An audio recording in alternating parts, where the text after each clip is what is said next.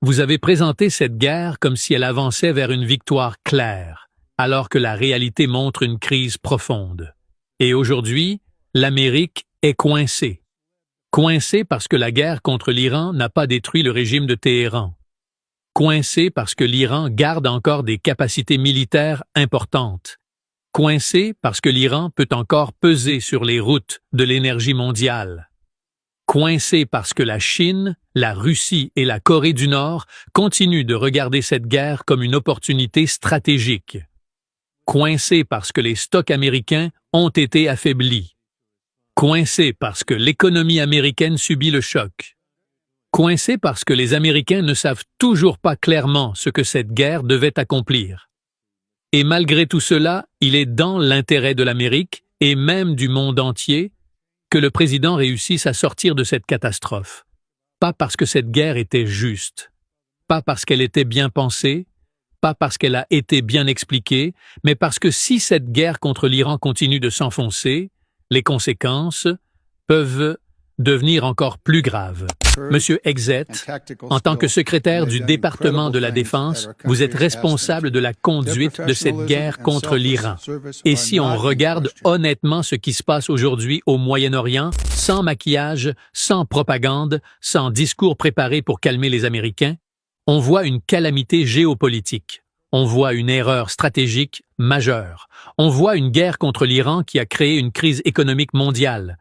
On voit une guerre de choix décidée par Trump. Et cette guerre a infligé à l'Amérique une blessure grave que l'Amérique s'est elle-même causée. Ce n'est pas une petite erreur, ce n'est pas une simple crise temporaire.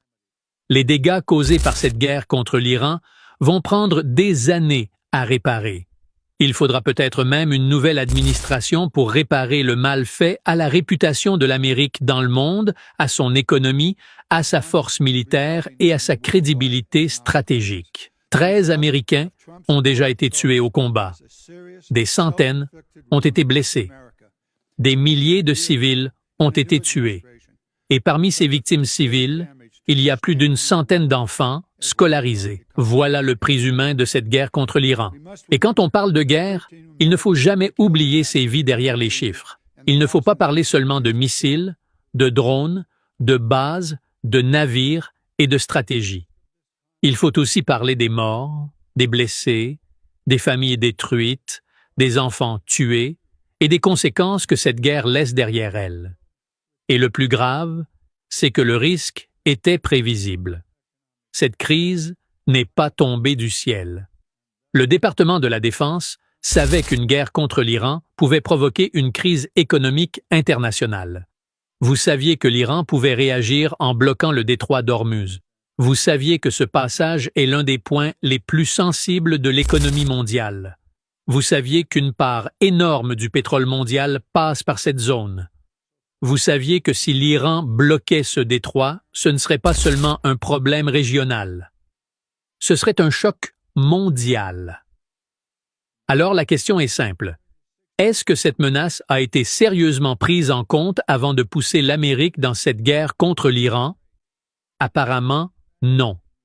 Parce que si cette menace avait vraiment été prise en compte, on n'aurait pas traité cette guerre comme une démonstration de force sans conséquence. On n'aurait pas entraîné l'Amérique dans un conflit qui touche les prix de l'énergie, qui affaiblit nos stocks militaires, qui perturbe nos alliances, qui détourne nos ressources et qui donne à nos adversaires une occasion d'observer nos faiblesses. Pendant les 60 jours de la guerre de Trump contre l'Iran, des munitions critiques ont été utilisées à un rythme alarmant. Des missiles, des systèmes de défense, des équipements stratégiques ont été consommés si rapidement que les stocks américains sont descendus en dessous du niveau que beaucoup considèrent comme nécessaire pour tenir la Chine à distance. Et cela, c'est une alerte énorme. Parce que cette guerre contre l'Iran ne se déroule pas dans le vide. Pendant que l'Amérique brûle ses munitions au Moyen-Orient, la Chine regarde. La Russie regarde. La Corée du Nord regarde. Tous les adversaires de l'Amérique regardent combien de temps les États-Unis peuvent soutenir une guerre, combien de missiles ils utilisent, combien de systèmes ils perdent, combien de temps il leur faudra pour reconstituer leurs stocks. Et maintenant, pour reconstruire ces stocks, il faudra des années, pas quelques semaines, pas quelques mois, des années. Et il faudra des dizaines de milliards de dollars. Voilà la réalité que le peuple américain doit entendre. Cette guerre contre l'Iran ne coûte pas seulement des vies, elle coûte aussi la préparation militaire de l'Amérique pour les autres crises possibles. Une partie importante des forces navales et des Marines nécessaires dans le Pacifique a été déplacée pour soutenir cette guerre contre l'Iran. Cela signifie que des ressources qui devaient servir à maintenir la pression face à la Chine ont été envoyées au Moyen-Orient. Cela signifie que la stratégie américaine dans le Pacifique a été affaiblie à cause de cette guerre. Cela signifie que pendant que Trump essaie de gérer les conséquences de son choix en Iran, l'Amérique sacrifie une partie de sa posture face à un adversaire beaucoup plus large. Et ce n'est pas tout. Le soutien à l'Ukraine a aussi souffert, parce que des fournitures et des systèmes de défense ont été détournés vers la guerre contre l'Iran. Donc, cette guerre ne touche pas seulement le Moyen-Orient. Elle touche aussi l'Europe. Elle touche aussi le Pacifique. Elle touche les alliances américaines. Elle touche la capacité de l'Amérique à tenir plusieurs fronts en même temps. L'Amérique a perdu des avions irremplaçables. Des systèmes radars ont été perdus ou exposés. Des bases stratégiques américaines ont montré leur vulnérabilité. Et les longs déploiements de navires, d'équipements et de personnel ont sacrifié la préparation militaire. Voilà ce que cette guerre contre l'Iran a coûté. Nous savons ce que nous avons perdu. Mais maintenant, la vraie question est, qu'avons-nous gagné? Après toutes ces frappes, après toutes ces dépenses, après tous ces risques, après toutes ces pertes, qu'est-ce que l'Amérique a réellement obtenu dans cette guerre contre l'Iran? Le régime de Téhéran est toujours en place. La direction iranienne est toujours là, et selon cette critique, elle est même devenue plus radicale. Les forces de missiles balistiques de l'Iran existent toujours. Les drones iraniens existent toujours. La capacité de l'Iran à reconstruire son industrie militaire existe toujours. La coordination de l'Iran avec la Chine, la Russie et la Corée du Nord existe toujours. La capacité de l'Iran à menacer les routes énergétiques mondiales existe toujours. Et le stock d'uranium hautement enrichi de l'Iran existe toujours. Donc, après 60 jours de guerre contre l'Iran, après des pertes américaines, après des milliers de morts civiles, après des munitions consommées à un rythme alarmant, après une crise économique mondiale, après l'augmentation des prix de l'énergie, après l'affaiblissement de la préparation militaire américaine, le régime iranien est encore là. Alors que reste-t-il comme justification? Monsieur Hegseth, vous avez trompé le peuple américain sur cette guerre contre l'Iran depuis le premier jour. Et le président Trump aussi. Vous avez trompé le public sur les raisons de cette guerre. Un jour, on explique cette guerre d'une manière. Le lendemain, on donne une autre raison, puis encore une autre. Les justifications changent, les explications changent, les objectifs semblent bouger, mais les pertes restent, les coûts restent, les conséquences restent. Vous avez aussi trompé le public sur les progrès de cette guerre contre l'Iran. Vous avez présenté cette guerre comme si elle avançait vers une victoire claire, alors que la réalité montre une crise profonde.